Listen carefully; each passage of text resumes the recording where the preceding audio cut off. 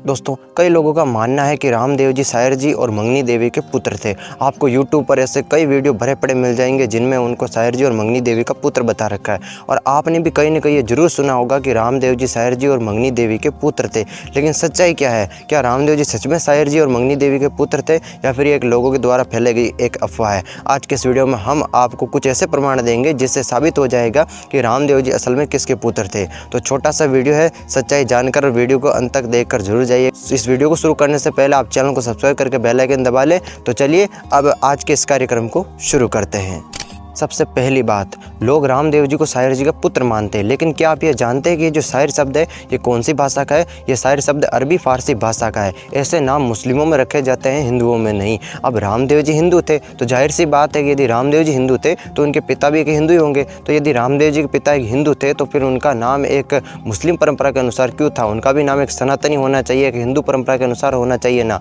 ये जो सायर शब्द है ये भारतीय भाषा में मुगल काल के बाद काफ़ी ज़्यादा प्रचलित हुआ था। रामदेव जी का जीवन काल 1352 से लेकर 1385 तक का था, जबकि उस समय राजस्थान में हिंदू शासकों में इस प्रकार के अरबी फारसी नाम रखने की परंपरा नहीं थी, जबकि उस समय राजस्थान में इस्लाम का इतना ज़्यादा प्रभाव नहीं था। अजमाल जी का नाम राजस्थानी परंपरा के अनुरूप है, जबकि सायर जी का नाम मुस्लिम प्रभाव को दर्शाता है। अब खुद सोच करके देखो कि रामदेव जी का नाम एक हिंदू परंपरा के अनुसार है और सायर जी का नाम एक अरबी फारसी भाषा को दर्शाता है, तो ये तो कुछ मेल ही नहीं खाता है ना। दोनों का नाम में कुछ मेल तो होना चाहिए, तो कुछ कॉम्बिनेशन ही नहीं बैठ रहा है। अब खुद सोच करके देखो इस बात को कि कहाँ सायर जी है और कहाँ रामदेव जी है।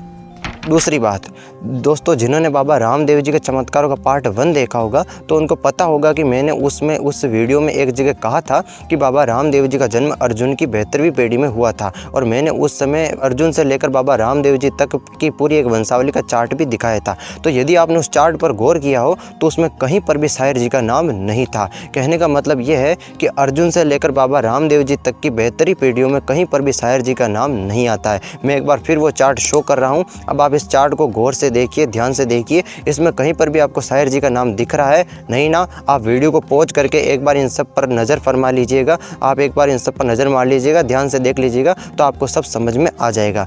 तो अर्जुन से लेकर बाबा रामदेव जी तक की पूरी वंशावली में कहीं पर भी सायर जी का नाम नहीं आता है, तो फिर ये कैसे मान लिया जाए कि सायर जी रामदेव जी के पिताजी थे? हम तो बचपन से सुनते आ रहे हैं, खम्मा खम्मा वो मारा अजमाल जीरा कमरा वे तो माता मैणा देरा लाल रानी नेतल रा भरतार। हम तो बचपन से ही रामदेव जी के भजन सुनते आ रहे हैं जिनमें अजमाल जी और माता मैणा दे को ही रामदेव जी के असली माता पिता बताया गया है। यदि सायर जी और मंगनी देवी रामदेव जी के असली माता पिता थे तो फिर किसी भी रामदेव जी भजन में उनका नाम क्यों नहीं आता है? जबकि सच बात यही है कि अजमाल जी और माता मैणा दे ही रामदेव जी के असली माता पिता थे।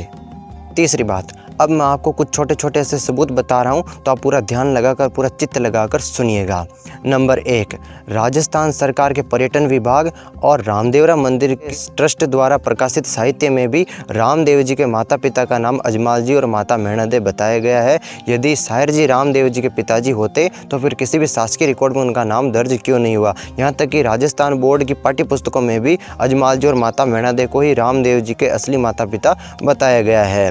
नंबर 2, राजस्थान के रूणीचा मंदिर में जो प्राचीन शिलालेख हैं उन शिलालेखों में भी अजमाल जी को ही रामदेव जी का पिताजी बताया गया है। यदि सायर जी रामदेव जी के पिताजी होते तो फिर किसी प्राचीन शिलालेख, प्राचीन ताम्रपत्र या अन्य किसी ऐतिहासिक अभिलेख में उनका नाम ज़रूर आता, पर नाम आया ही नहीं। तो इसका मतलब है कि सायर जी रामदेव जी के पिताजी थे ही नहीं, इसलिए उनका इस प्रकार के किसी भी अभिलेखों में उनका नाम नहीं आता।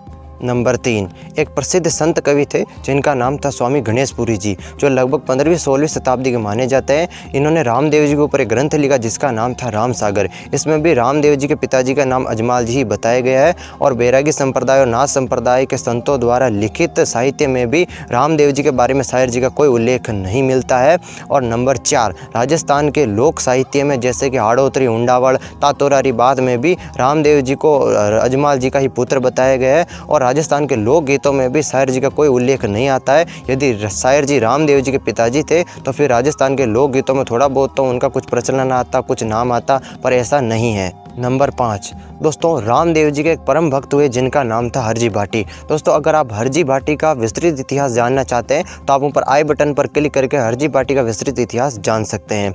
तो दोस्तों, हरजी भाटी थे वो रामदेव जी के परम भक्त थे। उन्होंने रामदेव जी के एक बधावे में लिखा है कि दिल्ली तकस्सु उतर ग्वालियर पोडी पोकरण थाई, घर अजमाल जी रे जामो पायो पुंगड़गढ़ परनाई। यानी इन पंक्तियों में घर अजमाल जी रे जामो पायो, इन पंक्तियों में भी अजमाल जी के घर रामदेव जी का अवतार लेना बताया गया है। और इन्हीं हरजी भाटी ने रामदेव जी की एक प्रसिद्ध आरती लिखी। तो उनमें इन्होंने कहा है कि पिछम धरा सु पीर जी पधारिया, घर अजमाल जी रे अवतार लियो, लाचा सुगना करे हरीरी आरती। तो इन पंक्तियों में भी अजमाल जी के घर रामदेव जी का अवतार लेना बताया गया है। तो ये कुछ छोटे छोटे सबूत है जो रामदेव जी के असली माता पिता अजमाल जी और माता मेणा देवी का होना साबित करते हैं।